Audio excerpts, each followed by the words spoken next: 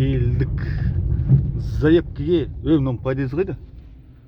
Мынау подъезд мына жақта екен. Ой, қазір қайттым мына жаққа.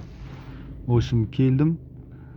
Бірақ приехал әлі басқан жоқпын. Қайттан бару керек қазанда. Келдім дворға. Енді приехал басамыз ғой, короче. Және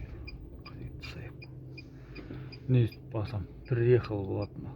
Болды, тосамыз. Ожидание кетті, дейсің ғой, короче.